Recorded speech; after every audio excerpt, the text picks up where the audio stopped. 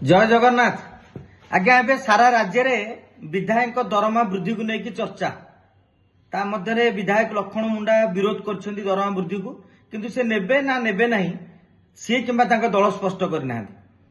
एकाम्र विधायक बाबू सिंह कहले वर्धित दरमा टंका को से दान करदे किंतु से टंका आणवे सरकार आणला पर दान करेंगे। नवीन बाबू आज मुख्यमंत्री लिखिले मुझे टंका नेबिनी से टंका को आपण जो वर्धित टंका ताकू लोकों विकास रे लगे दिंतु जहाँ को लेकिन समस्ते कहते नवीन बाबू रास्तार समस्ते जातु विजेडी विधायक मैंने से करतु बोले आह्वान दि जाऊँगी। प्रथम टी जानीद नवीन पट्टनायक किए? नवीन पट्टनायक विजु बाबू पुओ जी ओडिशार जन शिल्पपति थे।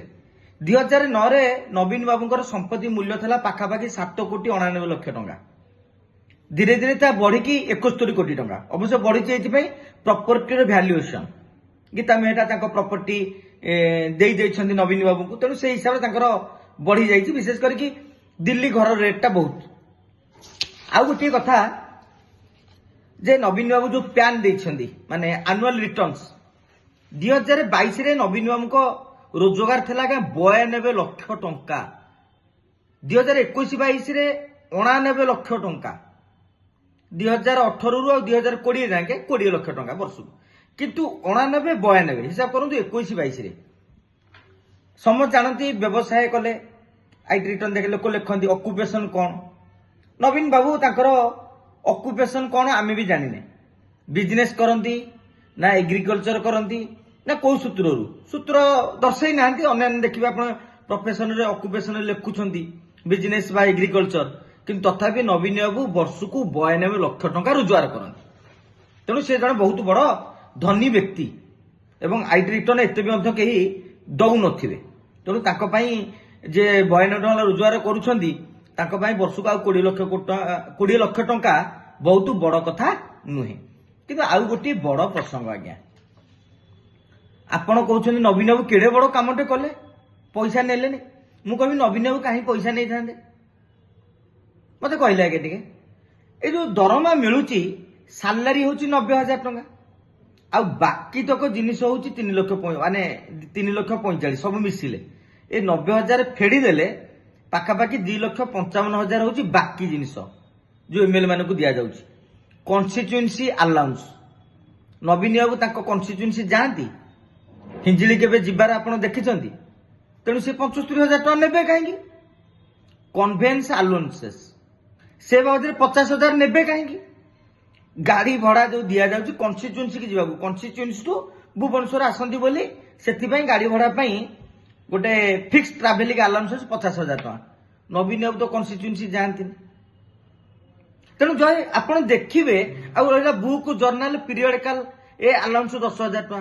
नवीन बाबू केते पत्रिका पढ़ती केते बही पढ़ती ताहा आमे जानिचे। तो गाय मोटे देखिबा विधायक मान को भत्ता बाबद जो अन्य जिनस दि जाउची नवीन बाबू से गुड़ा करती ही नहीं। तेणु गोटे बड़ उदाहरण सृष्टि कले कि नहीं। आउ गोटे कथा आज्ञा आज समस्ते कहते मोहन सरकार अमल रे कुआडे दरमा बढ़िला भूल कथा। मोहन सरकार अमल रे बढ़िनी ए दरमा बढ़ेवार कमिटीटा नवीन पट्टनायक गवर्नमेंट रही। नवीन पट्टनायक बिना इच्छा रे विधानसभा रे कमिटी हैला दरमा वृद्धि कमिटी।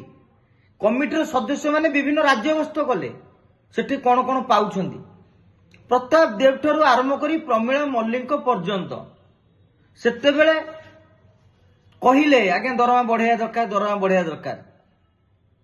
तेणु नवीन बाबू को अमल रे कमिटी होता। अनेक लोग कहते ना मोहन माझी सरकार देदेले किंतु आज्ञा टंका दौले नवीन बाबू। आज तो जड़े बंधु कहले नवीन बाबू लक्ष केते टंका दौले मोहन माझी एते देदेले नाई 2.5 लक्ष टंका पर्यंत बढ़िया नवीन बाबू को अमल रे फाइनाल कराइला। मोहन माझी आउ किछि आडन करछन्ती। कह जाए पूरा विधानसभा बीजेडी बीजेपी कांग्रेस विधायक माने बसिकी एटा फाइनाल करछन्ती। आ बीजेडी रे कमिटी सामिल होइछन्ती ताकू किए सामिल करछन्ती को नेता को दायित्व देछन्ती। तो नवीन बाबू ही दायित्व देछन्ती। तथापि जाहाउ पैसा थिले सरकारी अर्थ नबा उचित नुहे। ନବୀନ ବାବୁ ଗୋଟିଏ ଭଲ ଉଦାହରଣ ସୃଷ୍ଟି କରିଛନ୍ତି ସେ କ୍ଷେତ୍ରରେ। ଆଗାମୀ ଦିନରେ ଚମ୍ପୁଆର ସନା ମହାକୁଡୁ ମଧ୍ୟ ଛାଡ଼ି ଦେଇପାରନ୍ତି, ତାଙ୍କ ପାଖରେ ବିପୁଳ ଟଙ୍କା। ଏବଂ ବିଜେଡିର କିଛି ବିଧାୟକ, ଅବଶ୍ୟ ବହୁତ ଧନୀ ବିଧାୟକ ଏଥର ଜିତି ପାରିନାହାନ୍ତି, ଆଉ କିଛି ବିଧାୟକଙ୍କ ପାଖରେ ଆଇଟିରେ ଅବଶ୍ୟ ଗୋଟିଏ ଦେଖାଉଛନ୍ତି, କିନ୍ତୁ ବାହାରେ ଅଧିକା ରୋଜଗାର, ତେଣୁ ସେଇ ହିସାବରେ ସେମାନେ ରିସ୍କ ନେବେନି। ତେଣୁ ନବୀନ ବାବୁଙ୍କୁ ଗୋଟେ ଉଦାହରଣ ବୋଲି ଭାବିକି ଆପଣ ମାନେ କି ଉତ୍ସାହିତ ହୁଅନ୍ତିନି କି ବିଜେଡି ବିଧାୟକ ମାନେ ବି ସାରେ ଖୁସି ହେଇଯିବେ ଭାବିକି ଦରମା ତ୍ୟାଗ କରନ୍ତିନି। ଜୟ ଜଗନ୍ନାଥ।